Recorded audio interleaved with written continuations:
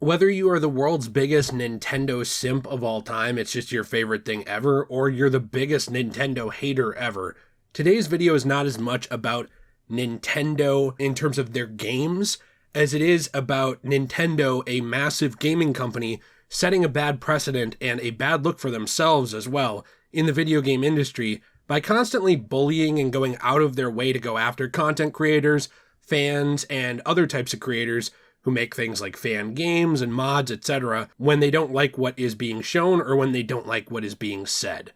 Now, this, in my opinion, is I guess I would say pattern that goes all the way back with Nintendo. Frankly, it's shocking to me that they were able to get with the times in order to actually embrace content creation around their stuff. I don't know how many of you will remember this, but I was actually around in the ancient times of the Wii U before this new machine called the Nintendo Switch. And back then, Nintendo was very, very bad with content creation. Any fan mod, any fan game, any video about their stuff that wasn't run through their very archaic and frankly stupid Nintendo partnership program was going to get you in trouble. I mean, it was just not a good idea to mess with, and a lot of people just didn't have anything to do with Nintendo. Now, what Nintendo didn't realize at the time was that this was actually hurting them even more. They were in a very bad position, actually, if you look back historically at where they were around the time of the Wii U, where their console was not selling worth a crap at all. Nobody really wanted it. Most people didn't even know what it was because of the lack of marketing in regions outside of Japan, and it was just failing miserably. And I say that as somebody who really likes the Wii U. I think it's a very underrated piece of machinery that didn't get the love it deserved, both from Nintendo themselves and from fans as well. And now, of course, we're on the era of the Switch, and Nintendo has changed their ways in some regards. They actually embrace a lot of videos made about them now, because guess what? They're smart enough to realize that's free marketing, right? And they should have been smart enough to realize that a decade ago, but better late than never, at least they do now. The entire video game industry was about a decade ahead of them on embracing that, which is why platforms like Xbox and PlayStation got so much free hype, paying no one a penny for it. Regardless, now they've decided to make another dumb blunder and go after a YouTuber by the name of Point Crow. Now, this is somebody I've never watched before. This whole thing came to my attention. Now, I want to thank friend of the channel Malachi here because, ironically, I've never asked him how to pronounce his own name, even though we talk in DMs on Instagram all the time about stuff and also on Twitter. So I hope I pronounced his name correctly. Otherwise, I'm sure it's Malaki. But when it comes down to it, they have gone after this YouTuber Point Crow, who made the daring and dashing crime, a real modern-day Robin Hood here, to make some mods for Breath of the Wild. It's really scary stuff, really threatening to Nintendo's bottom line, if I do say so myself. Personally, I think all of those Pokemon Scarlet and Violet cards, like they're flying off the shelves at my local Target and Walmart. As soon as this guy Point Crow released his mod for Zelda, every single one of those trading cards associated with Nintendo, they must have just stopped selling.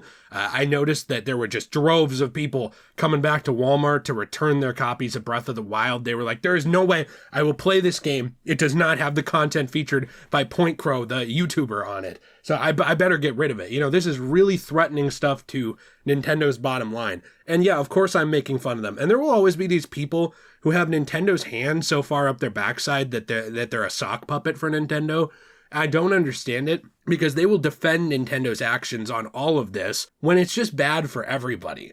I know that there's a lot of legal gray area around making videos, but you know what? At the very least, US copyright law is pretty dang clear that if you are being transformative, that is legal. And guess what? Creating your own handmade content, doing your own coding to add features into a game, I mean, that's pretty dang transformative. There's not a lot of getting around that legally. The problem? Nintendo is such a big company that, like all of these big companies, they know that if it went to court, they could bankrupt you, which is a massive failure with how the US court system works. And honestly, I think how court systems work across the entire world is that having resources and having money gives you better representation. So because of that, YouTubers, content creators, modders, all these people, they almost never try and fight this stuff on an official level, because if they got called out on it, they would get dicked down from here to Sunday. There would just be no helping them. And the amount of money, like we could all raise money for this person's legal funds, And Nintendo, it would be a drop in the bucket for them in terms of sales of the Switch and Pokemon cards and video game copies from first-party studios. They're just so big that they can't fail. So Nintendo has gone after this individual and completely copyright struck all of their stuff. They've demonetized it. This individual who took probably hundreds of hours to create their own content around this game and keep the hype alive for it, and drew a lot of attention to things like Zelda, right? That person who's been freely marketing for Nintendo is now getting punished for it. Now, those videos are still up because, of course, Nintendo still wants someone to see them because they still want someone to see the game, but they don't want to actually be able to share that ad revenue with anybody, even though they did nothing to actually create the content around this particular mod. This is one of the things I really don't respect about the video game industry in general, but especially Nintendo. And I think the reason I actually care about this is because if it was someone like EA, personally, I wouldn't care as much. If EA started being so stupid that they were going to strike every single video of NBA, or they were going to start striking pack openings, they would lose a lot of money. And they know they would lose a lot of money. That's why they don't do it. Because you know what? The way the psychology of this works is this. Even if I were to release a video tomorrow completely bitching about some game and drawing a lot of negative attention to it, if that got 1 million views, guess what? There's going to be a subset of those viewers who actually like what they see and buy it either out of morbid curiosity or just thinking, oh, this Jay guy's an idiot, this looks great.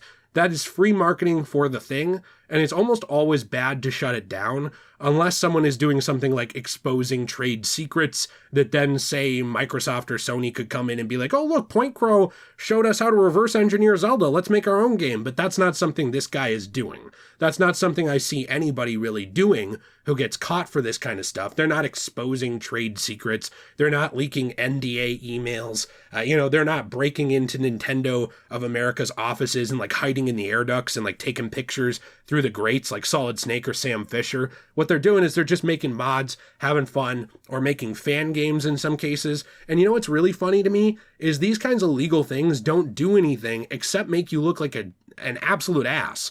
Because games like Pokemon Uranium, games like another Metroid 2 remake, those things are 2 clicks of a button and a couple of keystrokes away from me right now to go download. And you know what? According to Nintendo, they're not. Because Nintendo had them struck down and removed. But guess what? You never get rid of stuff on the internet. It's always around, it always flies around, and there's no point to it. A lot of this stuff is a very big Streisand effect, but what that essentially is by trying to draw attention away from something, by trying to bury something and get rid of it, cover it up, or punish the person who draws light to it, you actually draw more attention to it in some cases. We are talking about a video game company trying to flex on somebody who's just trying to have fun around their game and is doing free advertising for them.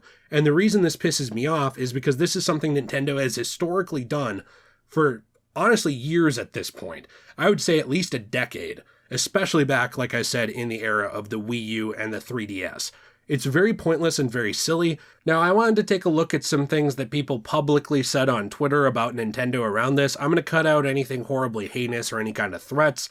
I do ask that you leave these people alone, unless you vibe with them and you want to follow them, in which case, cool. Otherwise, they did publicly post this, so I think it's fair game to talk about on non-private accounts.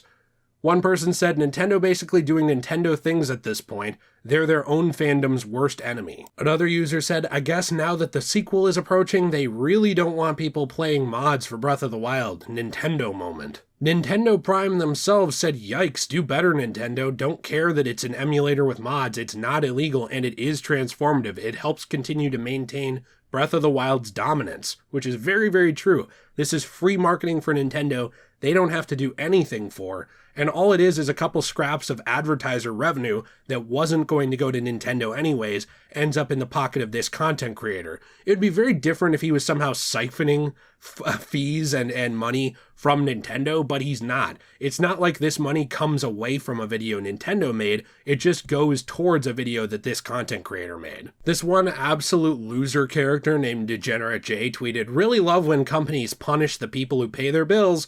Very intelligent business decisions. I don't know that guy, but honestly, he sounds very, very smart, and I completely agree with his take on that. If anything, I would say that if he has a YouTube channel, you should probably like and subscribe anything he makes, and actually follow him and join his channel memberships, because he seems like a great guy. Another Twitter user said, Nintendo really hates it when fans do anything that makes their games remotely entertaining. You can't have fun. We tell you how to have fun. Another Twitter user said, regardless of who it is streaming, you shouldn't be trying to gatekeep something fans are endorsing and keeping alive. It's actually embarrassing to be this against yourselves, Nintendo of America. There's also a lot of different tweets actually promoting piracy of Nintendo games in the face of this. Now, I'm not going to show those just because, for me, I didn't even show Nintendo gameplay in this video because I'm giving them nothing to actually remove my video for. So sorry, but I'm not going to.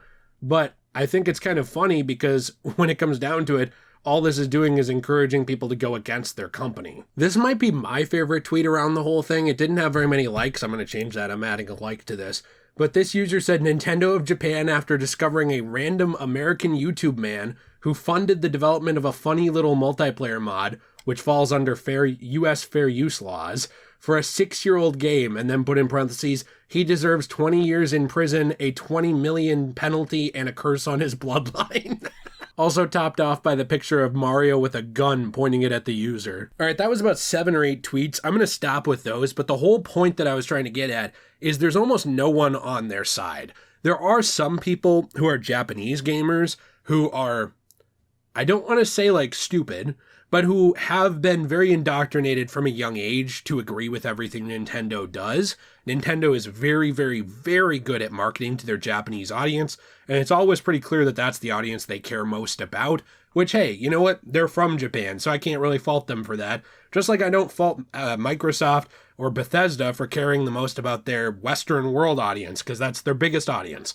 So I understand why some people are very in the pocket of Nintendo when it comes to stuff like this, but at the very least in the United States, this falls under fair use laws very, very obviously. In the devil's advocate view that it didn't fall under fair use laws, right? Let's just say that it didn't for a second. This still doesn't benefit Nintendo at all. Most of the press they're getting around this is bad. When you even see video game article websites or video game news websites like Kotaku going after Nintendo and saying that this is pretty much bullshit and calling Nintendo out on it without really fully saying that they're calling Nintendo out on it, but very obviously calling Nintendo out on it, I just think that's a very bad look for Nintendo. I mean, obviously at the end of the day, Tears of the Kingdom is going to sell either way, and you know what? The creative team behind Tears of the Kingdom or the creative team behind the next Metroid or behind the next Pokemon or any of that stuff, right? I don't fault those people at all, in the slightest. This is where I think Nintendo fans, like hardcore fans, get hung up on an attack on Nintendo. They think, oh, if Jay or anyone else is saying something negative about Nintendo, they must hate the creative minds behind Pokemon Violet. They must hate the creative minds behind Tears of the Kingdom. They must hate the creative minds behind Super Smash Bros. Couldn't be further from the case. What I dislike when it comes to big companies like this is the executives, is the people at the top, is the legal teams, is the people who are pawns for them, including in the fandoms, people who can't think for themselves, people who eat up anything that they do and don't question it. Because you know what? People eating up anything video game companies do or entertainment companies do and not questioning it is how we get bad or mediocre products. That is just the case. That's the way it is. The fact that games like Pokemon Scarlet and Violet don't perform well on a technical standpoint, those things happened because fans were going to buy it either way, and that comes from a fan of those games. The fact that people will say, oh, well, this video game company just ignores us and it doesn't listen to us. It doesn't listen to anything the fans want to see when it comes down to it. You know why companies do that? Because they know that they have a built-in audience that will buy it anyway. Look at things like EA or 2K. There is no reason to innovate around Madden. There is no reason to innovate around NBA 2K. You know why? No reason to innovate around GTA Online. Do you know why? Because there's so many people already funneling money into it and excusing any problem with the game at all costs that they know that they can make back their money times 10 regardless. And that's why in some ways when people say, well, Jay, then there's no point to talk about this, in some ways you're right, because in some ways you can't really take a dent out of it. But I do think that drawing attention to this kind of bad behavior is good, because I think that if nobody did that ever, these video game companies would stay in the same spot forever. If fans never said, this is bullshit, this is a joke and ridiculous, I'm not going to support this, or I think this is garbage, if they never did that with things like the Wii U era of gaming, Nintendo would still be in the exact same spot they're in with their content creators, for example. And yes, in some ways, they are still behind other companies when it comes to their endorsement of videos or people making things for their games. But you know what? They're a lot further along now than they were at the time, and a big reason for that is because they realized that the times changed and that people were calling them out on it, and they weren't getting as much support as they could have. And guess what? These companies, they don't want to just make some of the money, they want to make all of the money. And that is both their weakness and their strength. In a way, it's a strength because it allows them to ignore people like us and just push through and make money beyond what we could ever imagine, right? And obviously they're winning in that way. But in other ways, it's an absolute weakness, because when you get enough people together and you start calling this crap out, and it does start affecting sales to some degree on something, people start to notice. Because no company wants to make $1 billion when they could make $1.3 billion. So because of that, in some ways, they're at times forced to listen to things like this. So anyways, I'm interested to hear what you think in the comments down below. I think whenever companies make this choice and they attack their fans and they penalize their fans for caring, that is a bad choice. I don't think that's good for the company. I don't think that's good for the games. I don't think it's good for the creative heads behind the games who have nothing to do with these kinds of stupid legal decisions that are just very litigious and ridiculous. But I want to hear your thoughts down below. So please leave a like if you enjoyed this, subscribe for more content, and let me know your thoughts. I hope you all have a fantastic day. And as always, everyone, stay shui.